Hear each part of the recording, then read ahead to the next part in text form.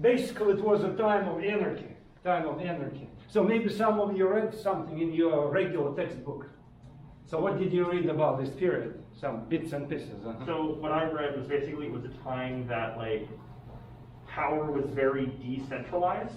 Like there wasn't just one person in charge. There were a bunch of different, nobles and institutions all sort of jockeying with each other to try to fend for themselves and make sure that they ended up on top. And that made it a very bad time to be a Russian peasant caught in the middle of all that. Yeah. Decentralized power, which was not characteristic for Russia. Remember, Ivan the Terrible, authoritarian regime, heavily centralized, and he dies, and then that's when the time of troubles arrived, because he screwed up the Russian political system by not leaving, but not keeping an appropriate successor. Okay, and that's how the time of trouble started. Aristocracy actually was happy, a large part of aristocracy, because they wanted to recoup their powers they had lost prior to this. Okay. At the same time, the peasants' status, living conditions decreased because the time of anarchy coincided with crop failures during this time. Okay, just happened. Mother Nature didn't bless Russia at that time. So one thing on top of each other. Okay. So to be specific, these were the years, the time of troubles. So the son of Ivan, who was ill, he dies without a successor. So that was the end of the Rurik dynasty. Remember, the dynasty that was had been launched by the Vikings. Okay, so it was gone.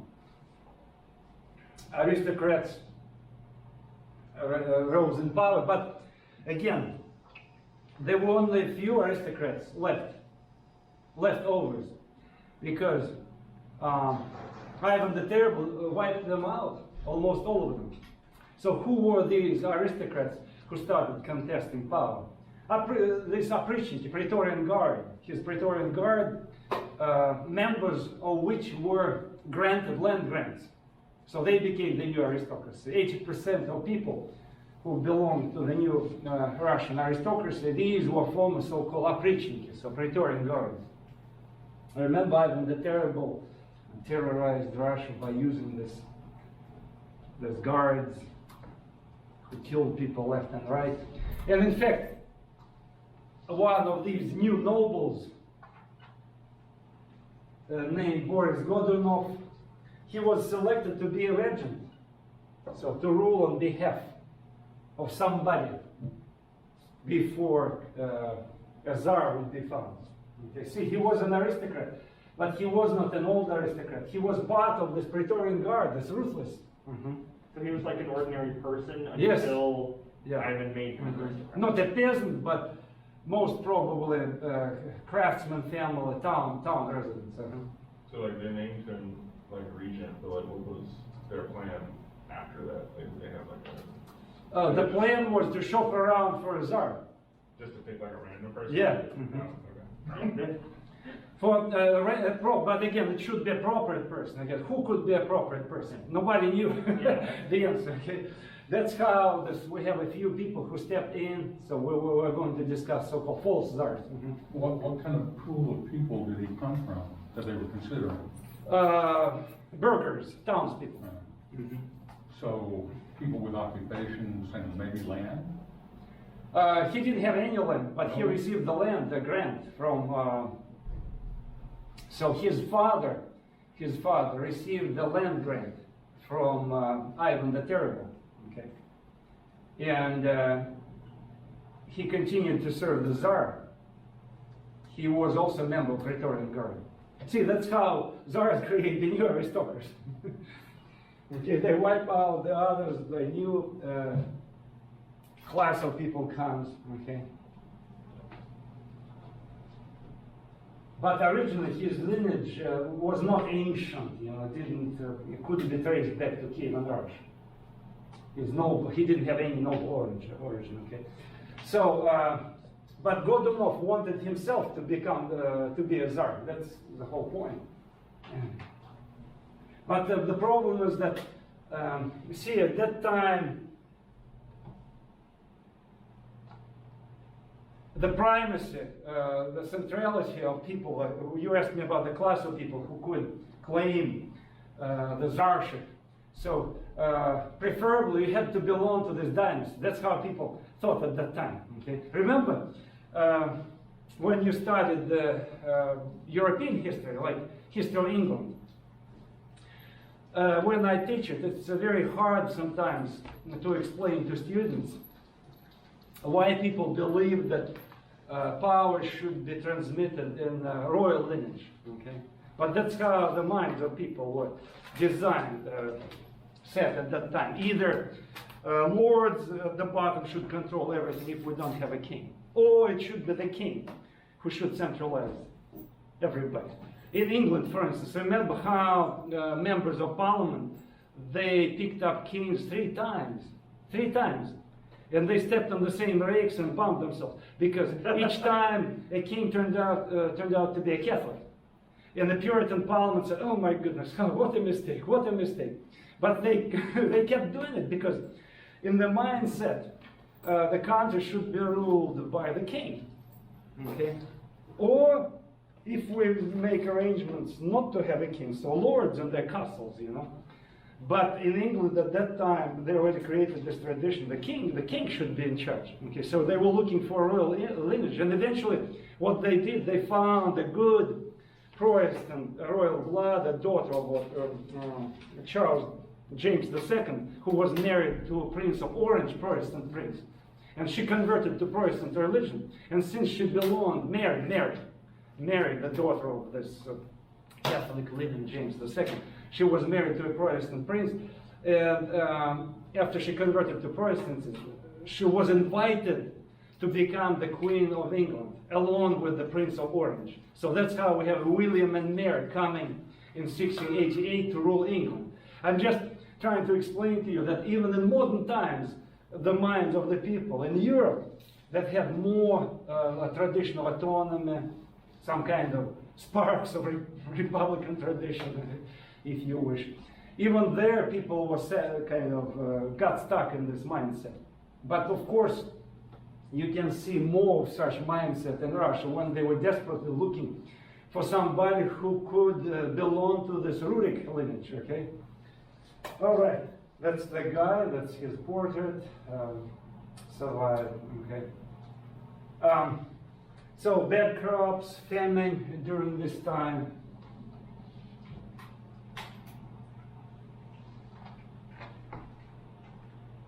Since there was not enough food and crop failures, aristocrats could not collect enough, these new aristocrats couldn't collect enough taxes to generate some revenue or to pay some of these revenues to the Muscovite treasury. So they didn't have money, to make a long story short. That is why they started to release peasants. Go ahead and shop around for food, for a good land, and the peasants begin to move around. A lot of peasants escaping from famine moved to southern Russia, southernmost part of Russia. Borderlands where nomad lives. Remember, there was one Mongol principality remained in south of Russian border, which was called Crimean Principality, Crimean Khanate, which hadn't been conquered by Ivan the Terrible. So this Crimean era, the slave trading era, okay, very rich, very militaristic. Militaristic. So a lot of peasants escaped there, since it was a borderland. And they banded together, created gangs. Some of them who were more peacefully oriented, they set up homesteads or farmsteads, which later gave rise to this peculiar tradition, which was strange for Russia, where people, remember, tended to live in villages collectively. But since the soil was good in this area north of Crimea, okay, some peasants who created military detachments, armed themselves, okay, or hired these gangs. They started to cultivate land on their own farmsteads, independent farmsteads. And that's how historically it became the only area in Russia, in addition to Siberia. In Siberia, people also later created this independent farmsteads, individual farmsteads. But before Siberia in the 19th century was colonized, southernmost part of Russia, right here, north of Crimean Peninsula, that was the area where individual farming was practiced by these farmers who felt unsafe for this purpose, since the land was fertile. And they escaped, many of them escaped for this precisely, to cultivate the land. They had to defend themselves against the Crimean principalities. So they either hired or themselves became part of these gangs, partially fighting, partially working on the land, or working on the land and hiring people who could protect them. So that's how we have this military state eventually emerging here. So they were fighting against the Crimean? Crimean, yeah. Mm-hmm. Okay. And I will tell you more about this. It's, again, I don't want to jump too much far ahead. That's how so-called Cossacks emerged. You heard about Cossacks? Cossacks. Yeah. That time of troubles, that's when they emerged as a separate state.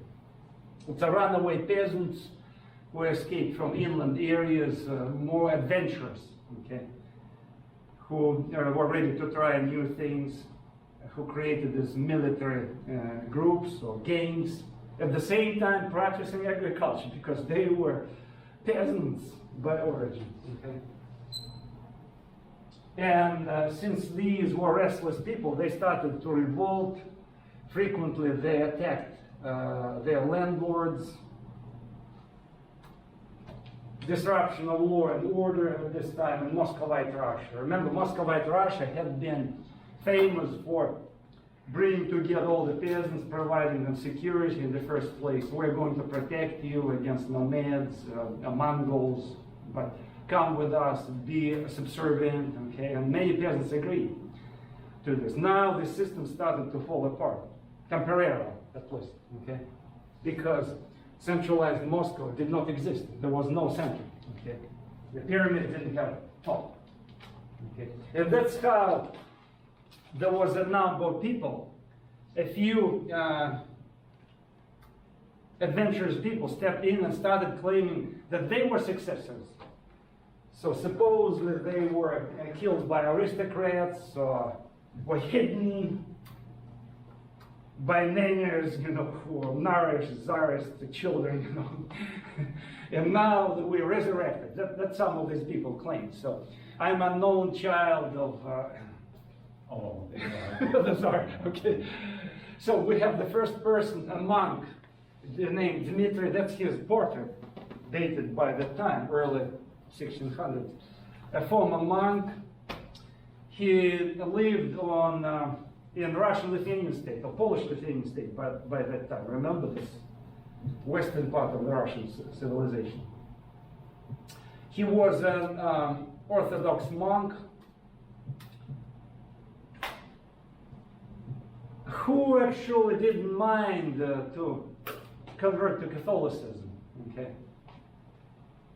Most probably he was part of a Uniate Church. Remember I told you, Uniate Church, it was a Russian Orthodox Church that recognized the power of the Roman Pope that existed in the Russian Lithuanian state, this middle ground church. Okay. So he received support of Polish, Lithuanian / Russian lords. Remember this 600 Polish parliament called Sejm, that was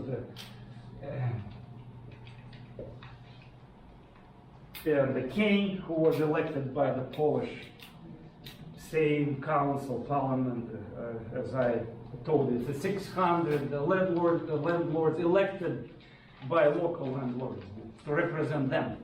Okay? These folks ruled 600, and they picked up the king. just as a reminder. So the king could be dismissed anytime. So he was appointed basically to preside over Sejm. Sejm is the name of Polish parliament. So he invaded Moscow, came to Moscow with a large detachment of Polish, again, quote unquote, Polish troops. There were Lithuanian, Polish, Russians who were primarily Catholics. Okay, so they entered Moscow. Especially, let's describe the conditions when it became possible. Okay. See, so he claimed his right to have power conveniently. Godunov dies 1604, and that's when the big trouble begins. Okay. So Dmitry captured Moscow, and everybody was, not everybody, many people in Moscow accepted him. Another attraction was that he not only used Polish troops, but some Kazakhs, these runaway peasants, who were Russian Orthodox. Warlike peasants, let's call them, warlike peasants, runaway peasants from southern Russia. They did support him too. So we have two groups of people. So Moscow was occupied. He was declared the Tsar, the only Tsar.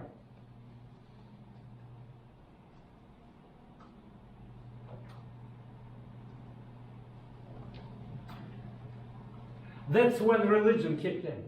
Because in old times, remember, I think I told you a few times that in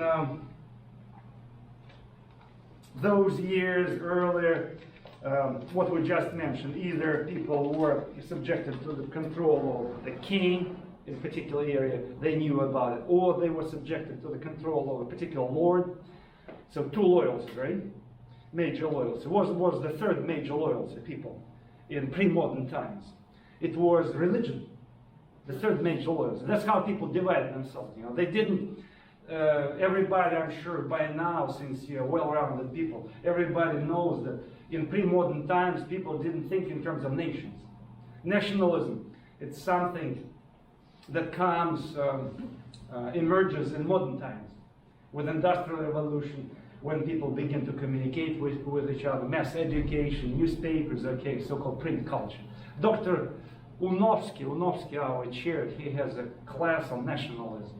Maybe some of you had a chance to take it. In any case, in his other classes, which I recommend, he talks a lot about nationalism because he is an expert in nationalism.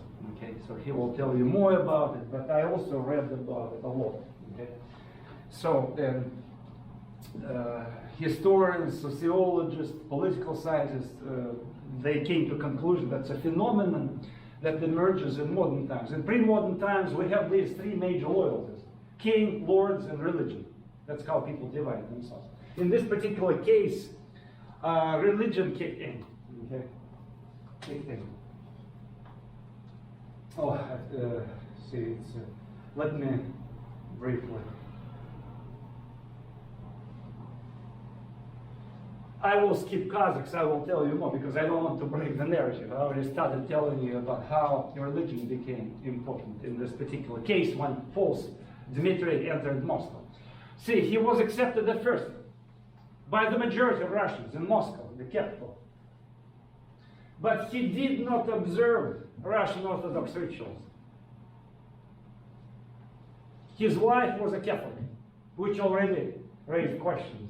It's the same story what we have in England. That is why I mentioned England, to make it kind of, to create this analogy, to draw the analogy.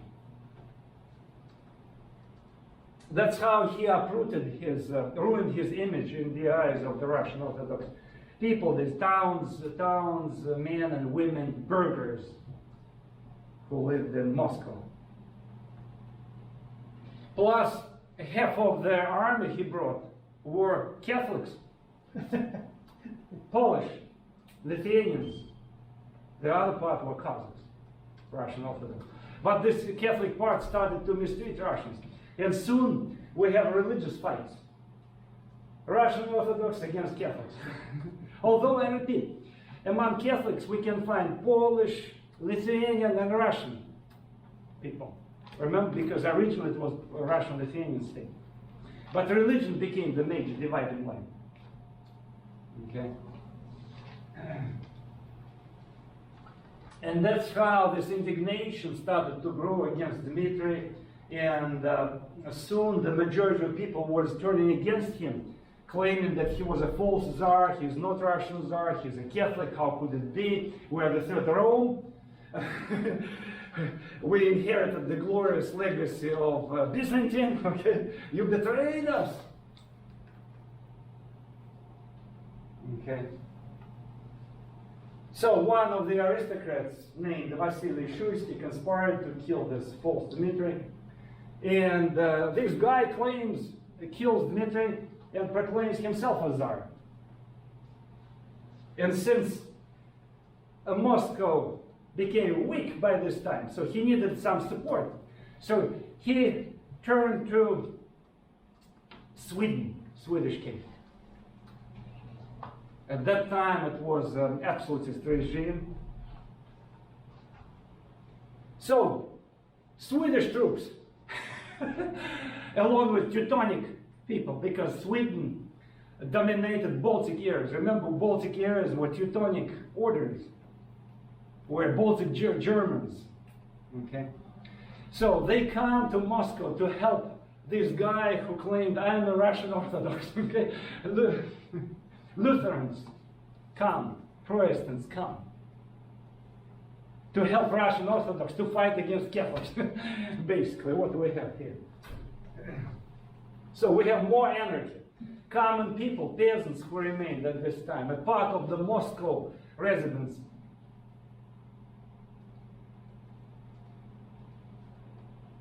raise their hands. What's going on? So you claim that you're Russian Orthodox, but you are bringing another group of foreigners. Remember, Europe by that time became divided in two parts. Northern part of Europe became Protestant, Reformation, 1517, when Martin Luther revolted against the Roman Pope. So Northern Europe, if you forgot, I want to remind you, Northern Europe became Protestant, Southern Europe remained Catholic. And Poland was Catholic. Poland and Spain were die-hard Catholic countries. Okay.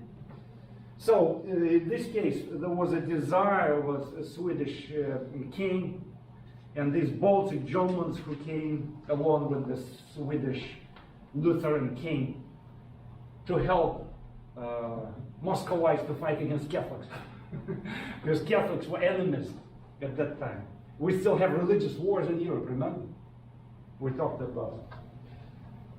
So, common people were totally messed up. Okay?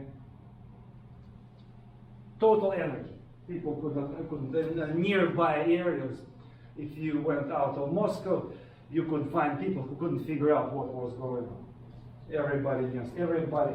And that was the time when peasant rebellion started in southeastern part of Moscow, Russia. These peasants who were tired about these conflicts, who were hungry, helped like Cossacks, restless people, started a revolt. And in charge of revolt was this guy. I will show you his picture. One Bolotnikov, who was a slave. I forgot to tell you that yes, 99% of Russian peasants were serfs who belonged to the landlords. But there was a small group of people called slaves. People who belonged to somebody without land. A small group of people. So he was a former slave who belonged to a landlord, escaped, led this revolt. Let's kill rich, well-to-do people, aristocrats, because we're hungry anyway. The slogan was quick and effortless riches. You will become aristocrats. That's a peculiarity of all popular revolts of that time. Okay?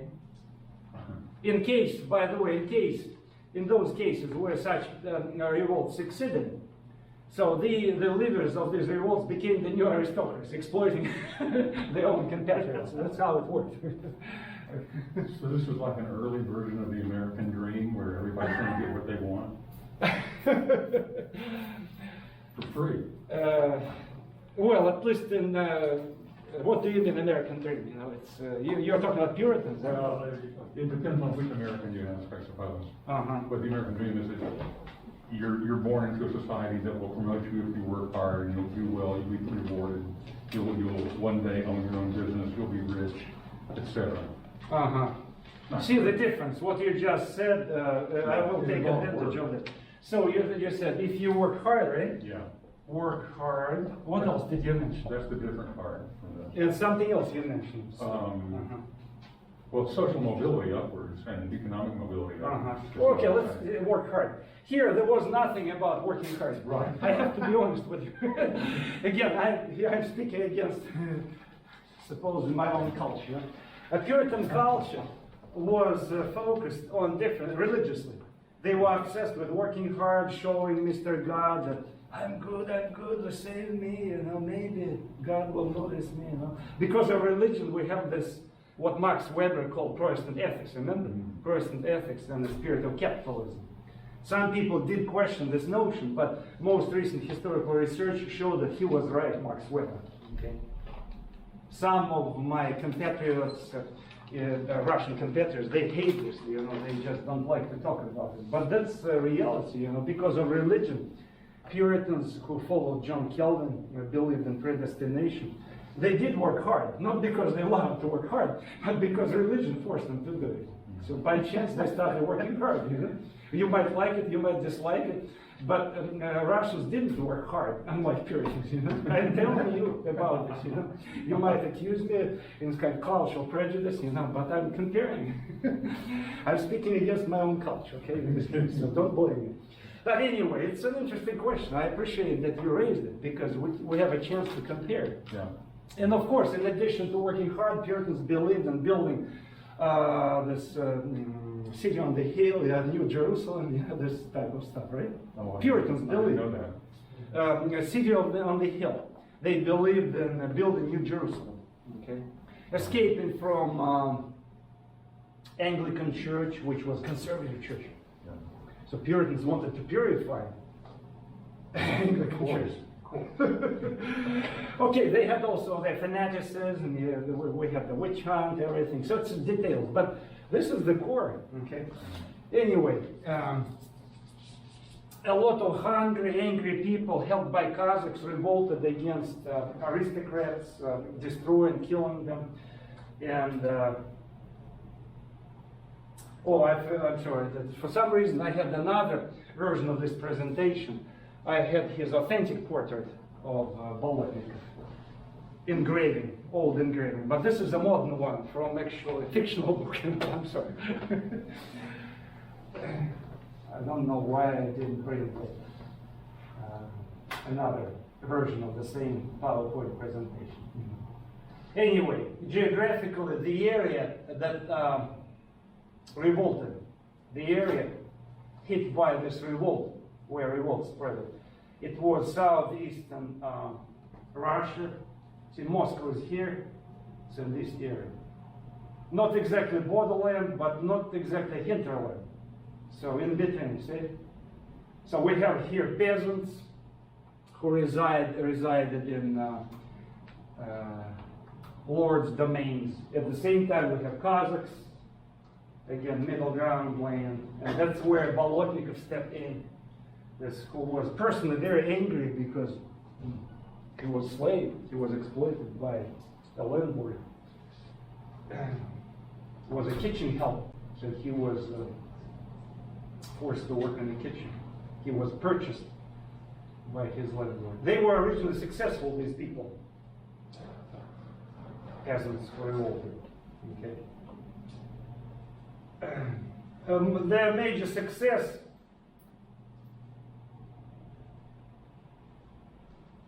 was explained by the help of Kazakhs. Okay. The major success of Bolotnikov and these peasants who arose in revolt was explained by the help of these militarized peasants, runaway peasants who created these farmsteads and military detachments.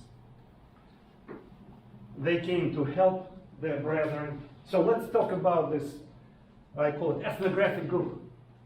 We cannot call them a separate ethnic group, no. At the same time, we cannot call them Russians. At the same time, we cannot call them Ukrainians. Yes, later Kazakhs gradually gave rise to what we can call Ukrainians. But at that time, it was a mixture of people, and they spoke their own dialect, which could not be pigeonholed as a Ukrainian or Russian. Okay? Plus, they created their own tradition, cultural tradition. Their clothing was a mixture of what? Of Mongol Tatar garb customs and Russian customs. Interesting, because they lived close to. You don't have it with you, right? Or why I missed What here. I've got is completely different from everything you're showing. But I did send you this. Yeah. Power. It doesn't have it, You eh? didn't send me what you're showing. I have a few versions of this presentation. Obviously, I sent you the wrong one. You know, I'm sorry. But Yeah. can you see it here? Something, yeah, at least. I'm trying to write everything I can, but it's not working.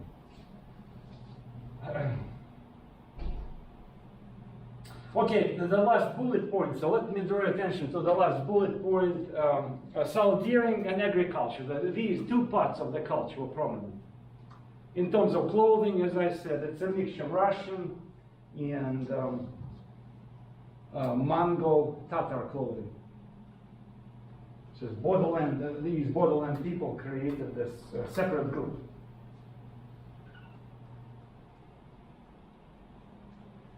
They were able to carve for themselves an independent domain between Russia, Polish-Lithuanian state, and Crimean Principality.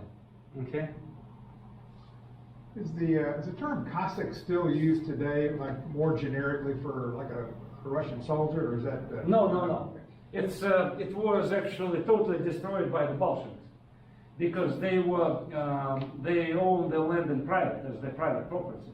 So they were declared kulaks after 1917. They were declared oppressors, exploiters. Okay, since unlike the other peasants, they were well-to-do landowners, each family. Okay, The Cossacks. Kazakhs. Plus, they carried guns. They were excellent horsemen. Okay, and women among them were able to handle guns, horse riding. So they were dangerous people. So they were counter-revolutionaries, basically. Counter-revolutions. All of them supported so-called whites.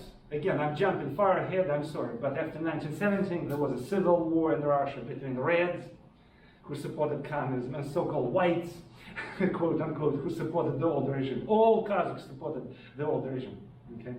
90% of them. And Trotsky actually issued a decree to physically annihilate them. So there was a genocidal policy against them. A lot of them escaped to the west and created settlements. And in fact, in Vermont, in New Hampshire, there were Kazakh settlements in 1920s. Some communities created Kazakh settlements. In Europe, they did create their own settlements. So they kind of tried to preserve their identity in alien areas. So there were different groups of Kazakhs. For example, within Polish-Lithuanian state, we have Zaporozhian Kazakhs, okay? Cataract Kazakhs, because here there were rivers with cataracts. Okay? Zaporozhian means cataracts. Okay, so cataracts Kazakhs. Within the area that later became part of Russia, we have Don Kazakhs. It's another river. We also have Ural Kazakhs. It's the Kazakhs that lived at the foothills of Ural Mountains. Okay. When the pressure, again, I'm jumping ahead. When the pressure of Russian state in 1700s became very strong here, it's unbearable. A lot of them moved to Siberia, and they created new settlements. Okay, new settlements. Let me show you. See, we have Central Asian Kazakhs, Seven River Kazakhs. Semirechye, it means Seven River Kazakhs. There were 7 rivers here. We have Siberian Kazakhs. We have Trans-Baikal Kazakhs. Amur Kazakhs, that's Amur, Far East. Ussuri Kazakhs, another ethnographic group, a small Ussuri on the Chinese border. Irkutsk Kazakhs. In Irkutsk, near Baikal area, in the 1700s, Kazakhs, Russian / Ukrainian, I don't know who they were, Kazakhs, they mixed with local Buddhist people and created the Russian, Ukrainian / Asian group of Kazakhs with the Mongolians. So their offspring were Mongolians. They looked like Mongolians. Okay, so it became a separate ethnographic group of Kazakhs. So how does the current Russian administration look back on these Cossacks? I mean, are they heroes or are they heroes? Yeah. Heroes, big heroes. Plus, we have right now reenactors in Russia who claim that they're Kazakhs, you know. Although they just reenactors like this, like Southern reenactors, Yeah. or Civil War reenactors, or I don't know, Blue Coat reenactors who reenact like George Armstrong Castro battle somewhere in South Dakota. Okay, so there are hardly any, practically none in present-day Russia. No people who can trace their origin to Kazakhs. 95 of them moved to the west, or were killed or moved to the west. Okay. There were also Yakutsk Kazakhs, who were indigenous Kazakhs. There was an indigenous group here of pagans who tried to claim self-determination for themselves. Of course, Russian Empire didn't allow, but there was a compromise reached. A Russian Tsar late in 1800 said, let's admit you as Kazakhs in our empire, you know, and you will be guarding these areas. So they received their own uniform, their guns, and started wearing it, riding horses. And that's eventually what happened with all Kazakhs. They were escaping away from centralized authority, but at some point, by the end of the 1700s, Russian Empress Catherine the Great, she said, what the hell is going on? Why do we need this kind of cat and mice game, you know? She decided to grant Kazakhs rights, privileges. So she declared them a separate estate. Kazakhs became a separate estate. They couldn't be tried in regular courts. They had their own courts. They had their own self-government.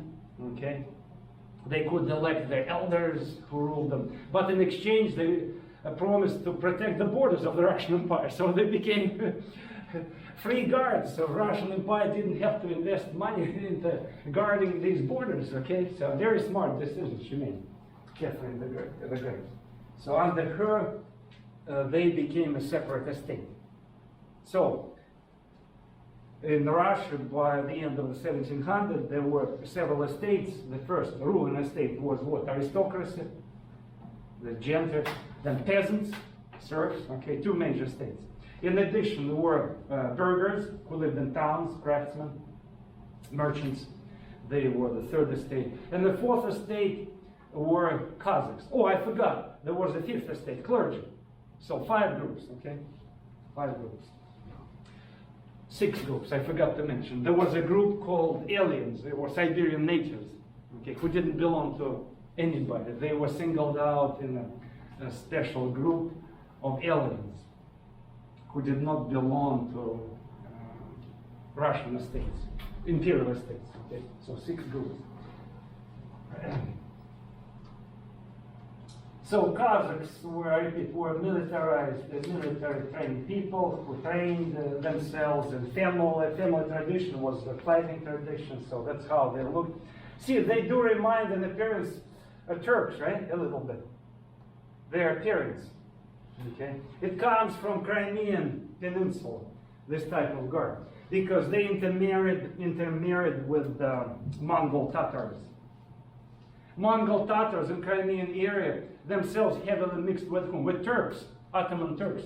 Because Ottoman Turks turned Crimean Principality in their satellite state. That is why the state was so powerful. It was impossible to squash, okay? Because Ottoman Turks supported the Crimean Principality.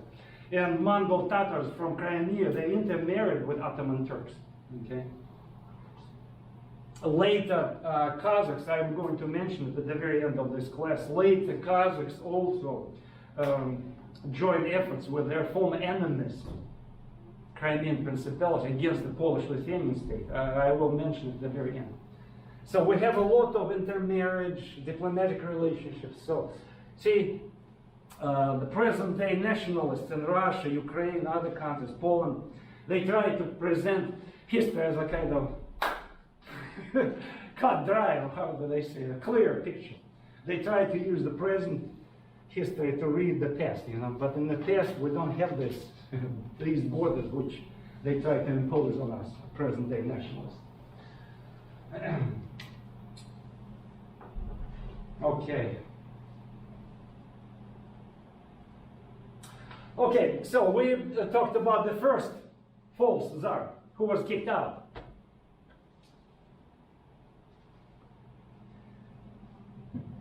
The conflict which received a religious dimension, Catholics from Polish-Lithuanian state against Russian Orthodox.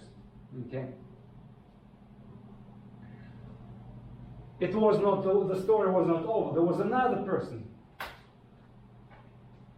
showing up, Dmitry II, who also claimed, I'm the Tsar. See, there's a book actually on Amazon, you can click, False Tsars of Russia. It's called, if you're interested. But again, it's 300 pages, you don't have time to read. Interesting stories about these false Tsars. Because in addition to these two major persons, there were dozens of others, minor celebrities who tried to step in. The situation was right.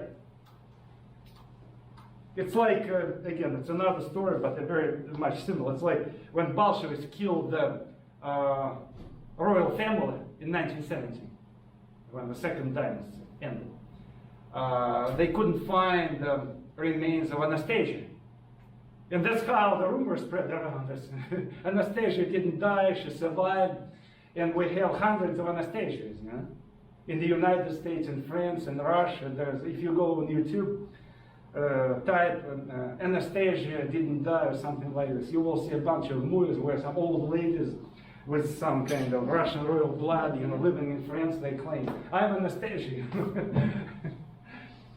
Because the situation was right, you know, that's, rumors spread around, why not, you know? There's a Disney movie about it. Disney movie, yeah, even Disney movie exists about this, you know, about Anastasia. That she didn't die, she survived, supposedly.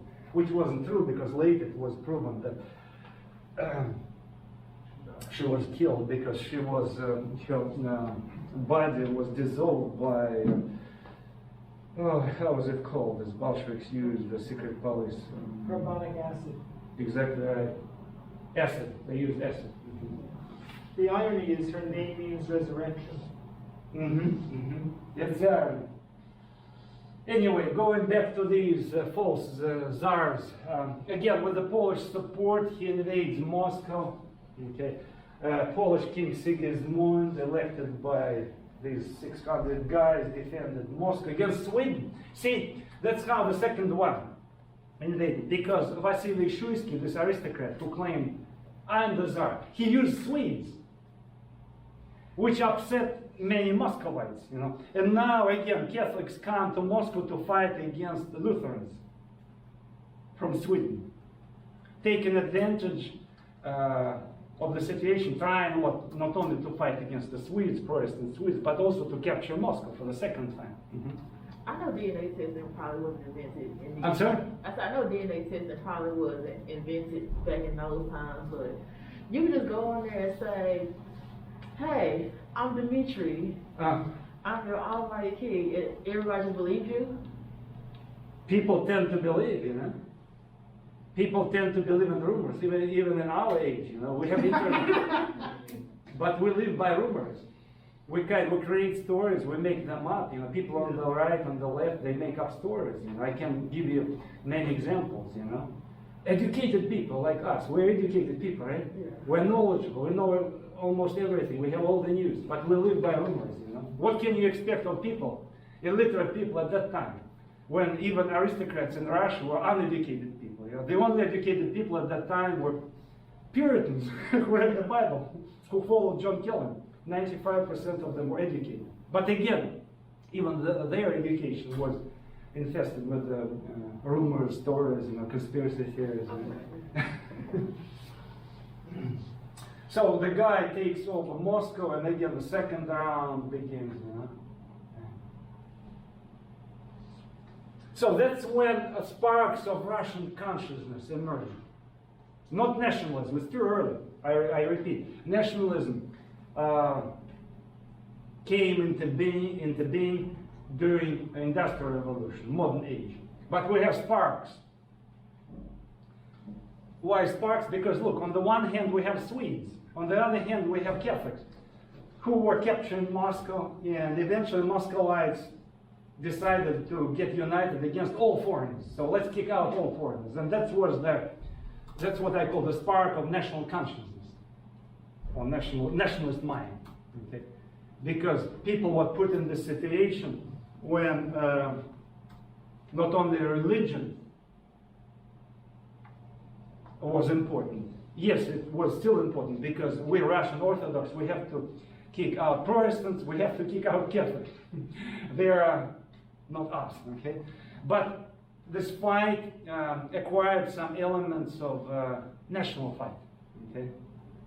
Because Muscovites got united against both Protestants who came from the West and Catholics who came from the West. Interesting. Not peasants ignited this, I wouldn't call it nationalism, nationalist feelings, let's put it this way, but burghers from towns. The people with elementary education. Okay? Which was unusual, I repeat, 0.5% in Muscovite Russia. That was the number of educated people. But these two guys, Butcher, Minin, and Prince Dmitry Pozharsky, somehow survived, belonged to the old lineage, not killed by Ivan the Terrible. So they formed the grassroots militia and united people against foreigners. And soon Swedes were kicked out, and the second Dmitry was kicked out. But what they did, see again, religion was very important. Polish people who escaped back to Poland. Again, when I say Polish people, it's a superficial, Catholics from Poland, because again, we have Russians, we have Lithuanians, we have Poles who came from Polish-Lithuanian state. So Catholics who escaped back to Poland, they took Archbishop Filaret, Patriarch, Metropolitan, remember? Metropolitan. I'm not using this word because, again, I don't want to confuse you again. So, his name, Filaret, he was carried away. They wanted to steal this guy, okay? We're going to hold him as a prisoner. And we're going to blackmail you. So it's a hostage. Hostage, Yeah. Because religion was very important.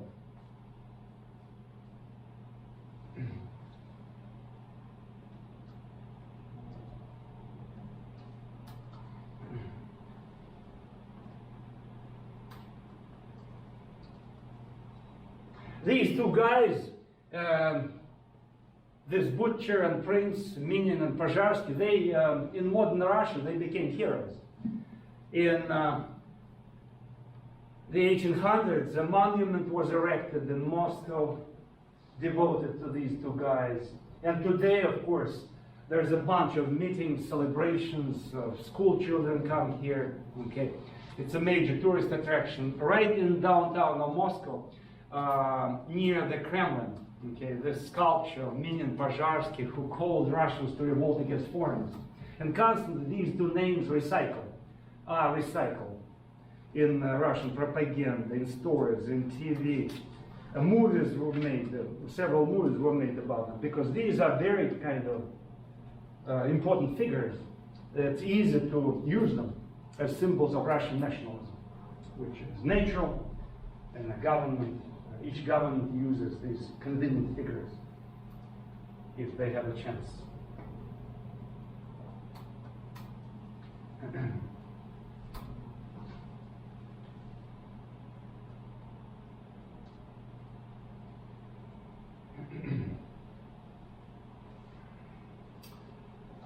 something should be done.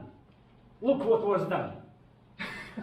Little did they know, the Polish or Catholics from Poland, Polish-Lithuanian state, that by carrying away Filaret, they ignited more this sense of unity. What happened? The son of Filaret, this metropolitan, the patriarch, he became very popular. So his family suffered for the cause. The son was picked up by aristocrats, townspeople in Moscow, and turned into martyr. So your poor son, young guy, 16-year-old, your father suffered. The holy man who was in charge of our Muscovite church, Russian Orthodox Church, was stolen by the Poles and turned into hostage, okay? So it was his father that was considered the, what did you say? His father was an archbishop. Yeah, But the son of the archbishop was elevated. yes. Elevated. By Oh, I people. want to say the word, martyr. Martyr. Martyr to some extent, you know, like for instance, if my father suffers for the cause, you know, everybody comes to me to kind of to feel, oh, we're sorry, you know, trying to support me. But since it was time of troubles, the son became the object of political adoration.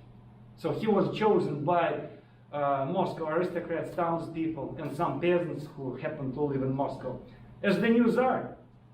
There was this chaotic crowd that came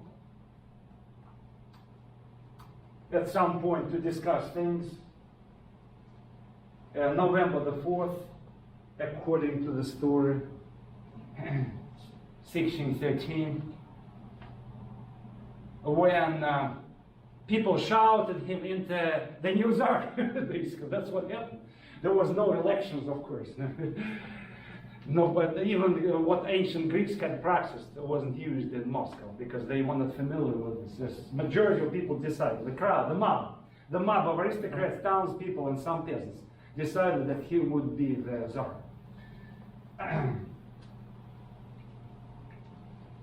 So, being a hostage in the Polish captivity helped his son to solidify the power. Okay, Alexei, the name of,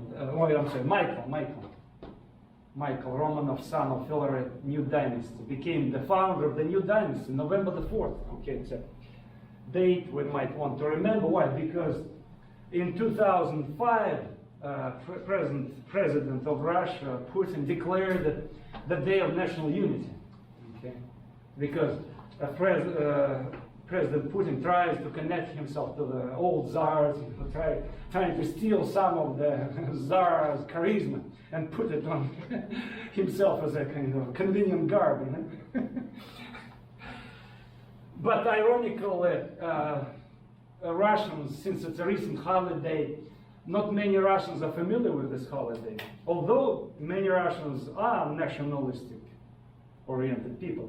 According to opinion polls, only 23% of people know about this holiday in present-day Russia, because it's a recent holiday, you know, which is understandable. It did not ground itself yet in the country.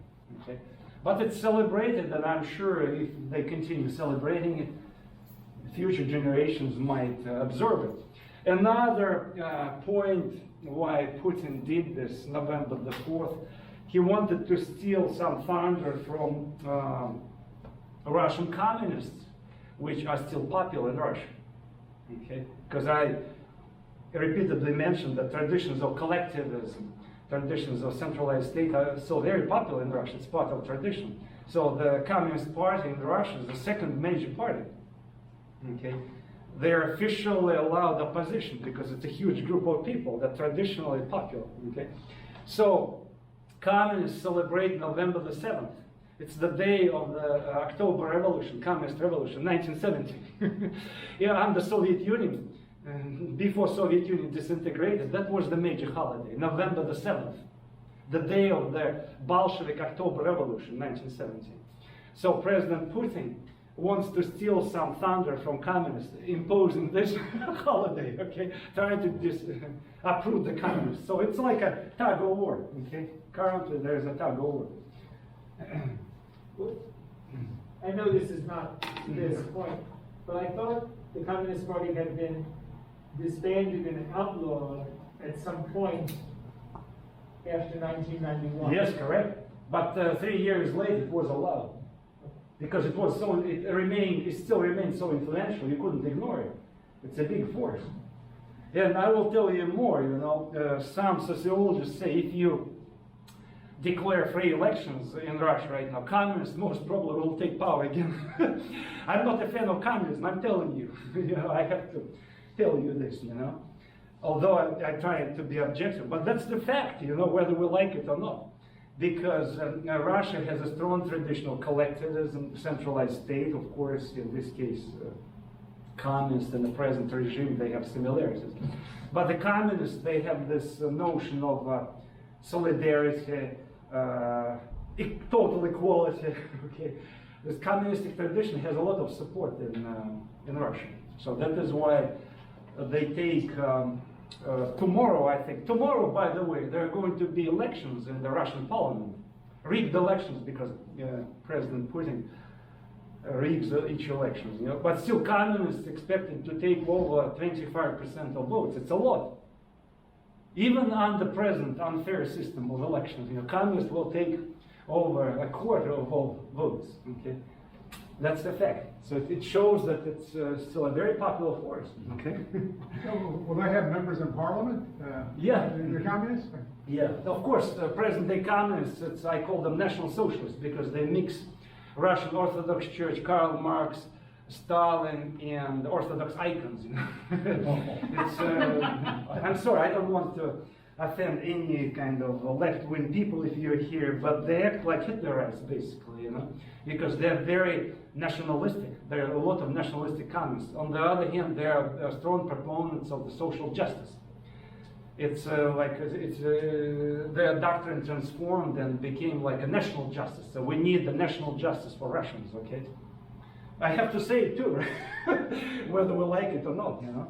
And of course, the Communist Party in present-day Russia is not the only left group. There's some more internationalist group, you know, but the major political force right now in Russia, the left wing called the Communist Party, these are national communist or national socialist group. That's how I define it, you know.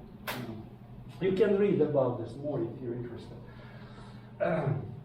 So there's not much internationalism there, okay, in the present-day Communist Party. So see, it's a choice between National Socialists and a corrupt Putin regime, you know, Latin American type oligarchs. You know, that's the choice. It's sad, yeah, that Russia has this choice. You know, either National Socialism or Latin American type oligarchy.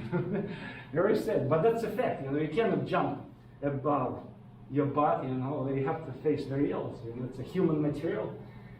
I'm sorry for you. I apologize for using this phrase, you know, but people are people, and they expect certain things from their politicians. You know, they deserve their politicians. All right. So important date, November the 4th, 1316, the birth of the new dynasty. Romanov dynasty emerged. Romanov dynasty, because the last name of Filaret and Michael were Romanov. It's a second name. Last name, Romanov. So before it was the first dynasty, Rurik dynasty, the Scandinavian dynasty. Now it's a second one, which existed until 1970, as you know.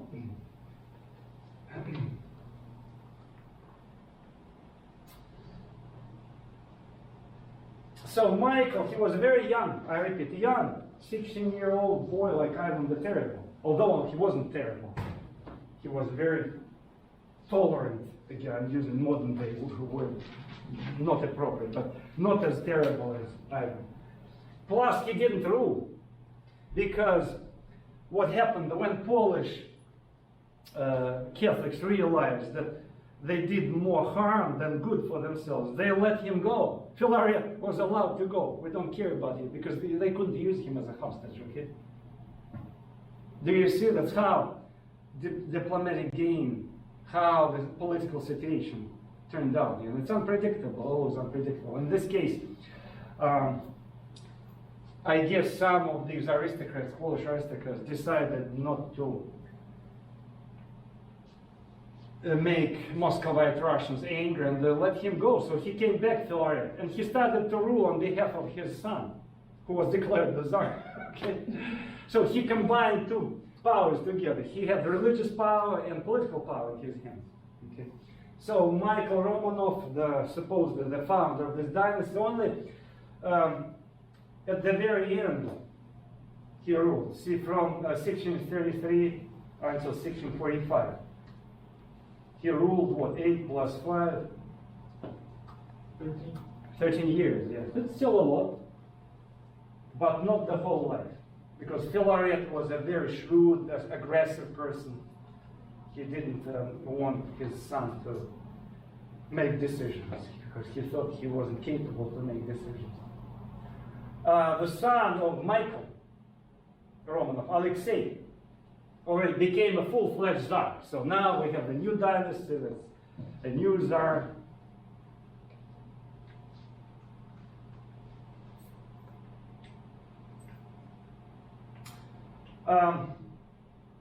He was able to impose a centralized power. He also started to placate aristocrats. How? Trying to build serfdom, trying to solidify the system of serfdom, make sure that peasants wouldn't escape from landlords. He helped landlords to return runaway peasants. So the time of troubles is over. We are going back to Third Rome. Okay, that was the call. But the major challenge were Kazakhs again. So that is why you have a bunch of unfamiliar names here. So let me explain. The major challenge under his rule to his centralized power was Bogdan Khmelnytsky, a Kazakh leader who resided in the Polish-Lithuanian state.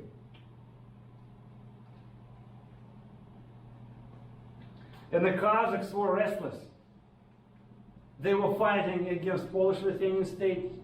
They were fighting against the Russian state, Muscovite state.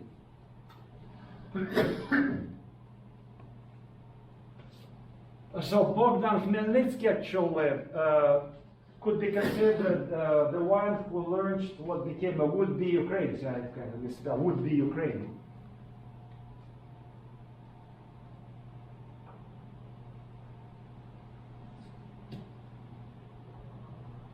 He revolts against Polish-Lithuanian state because Poles, Polish Catholics, didn't want to admit Kazakhs, to make them part of the state, okay? To give them complete autonomy.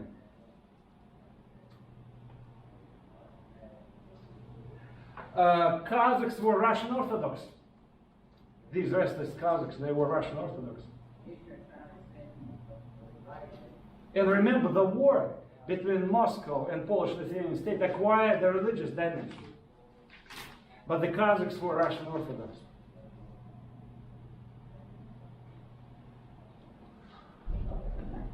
So he and his fellow Kazakhs felt that they were not treated well by the Polish-Lithuanian state. They were not allowed to be part of the 600, say?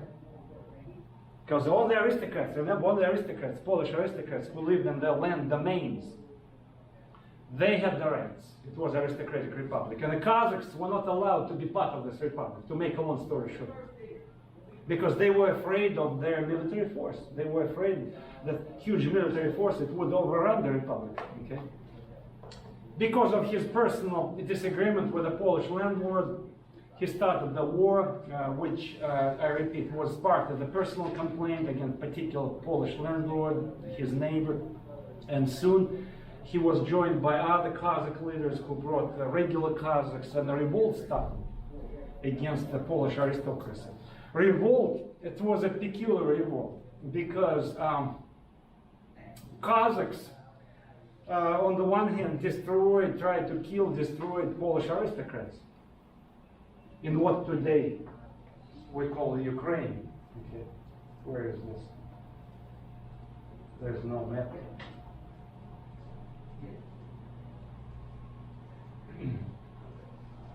I have to find the map.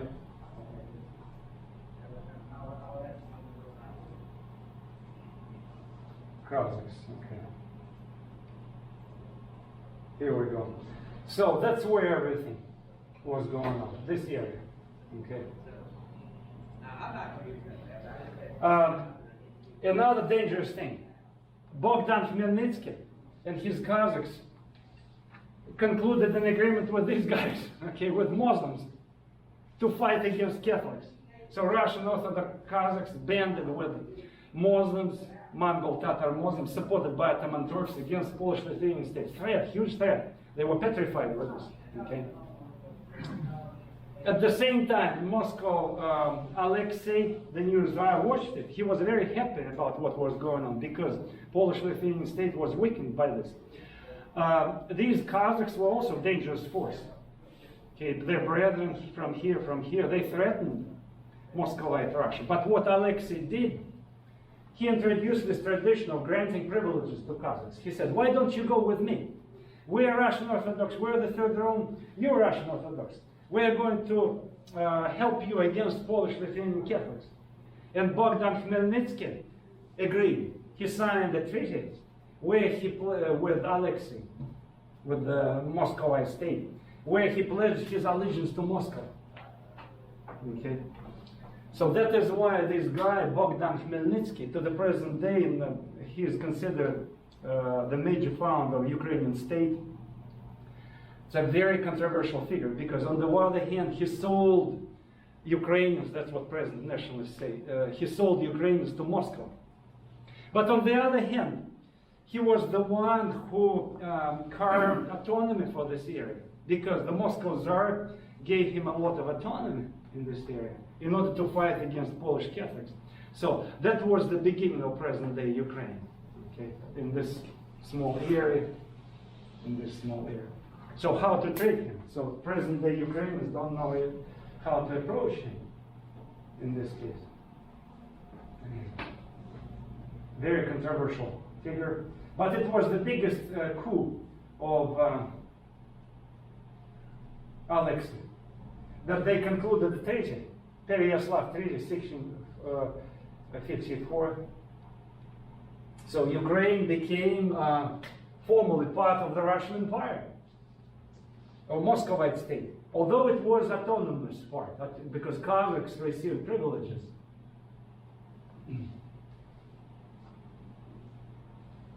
Together they were fighting against Polish-Lithuanian state, against Sweden.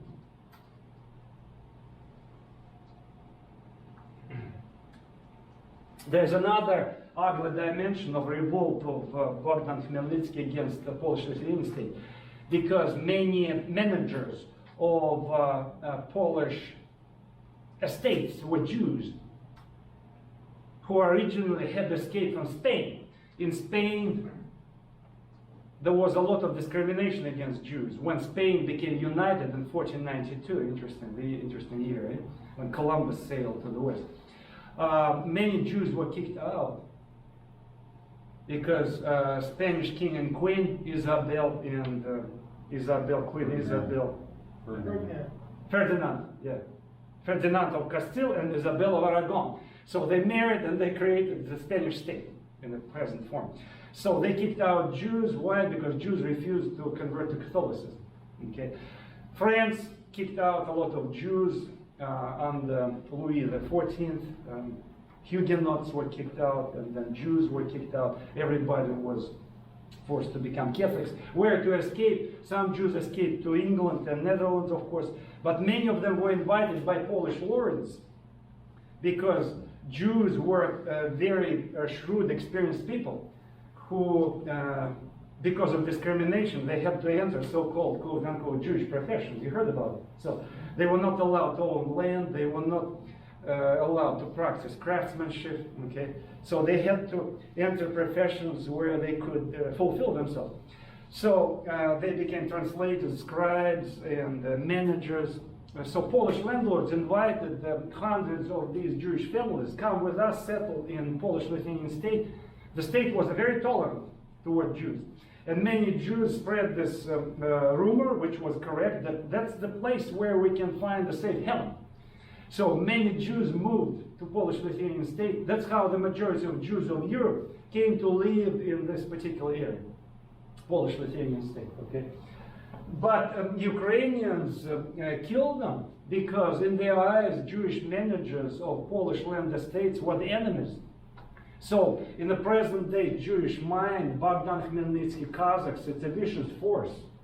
It's a symbol of anti-Semitism. If you talk with an average Jew who is raised in the Jewish tradition, these names, Bogdan Khmelnytsky Kazakhs, is some kind of evil words, evil symbols, okay, because there was a genocidal warfare against the Jews.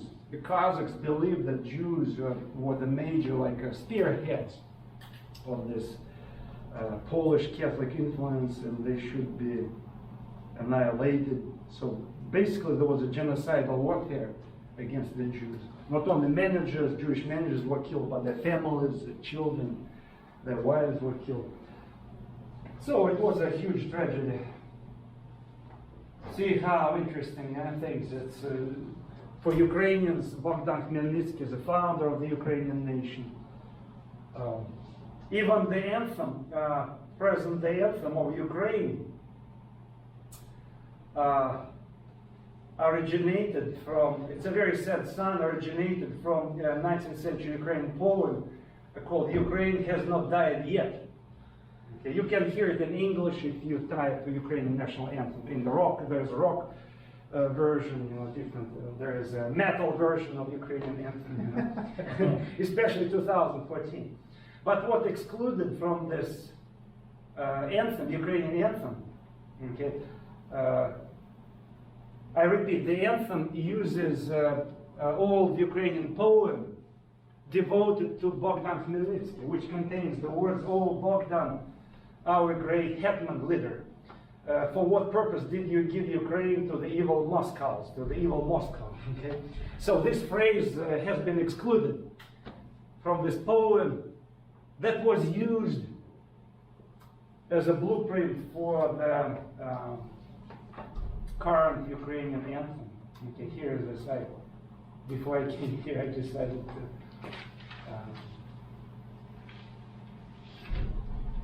decided for you to hear this. Come on. Okay, let's do it.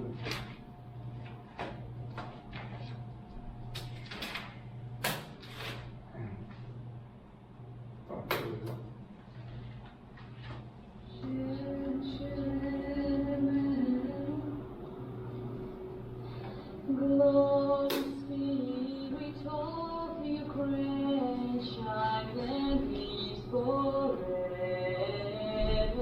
Blessed by fortune, brotherhood, we'll stand up together. Life with you before the sun, enemies will fade. We will further rule and prosper in our promised land. We will lay your soul and body for a cherished freedom, 'cause the blood will raise the nation of the joyous people. Я русская из Крыма.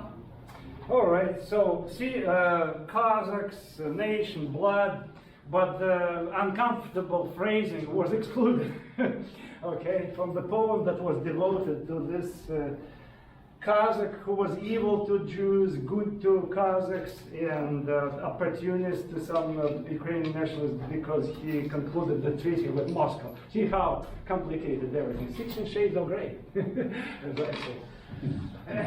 All right. So let's stop at this point, and we'll see you next week.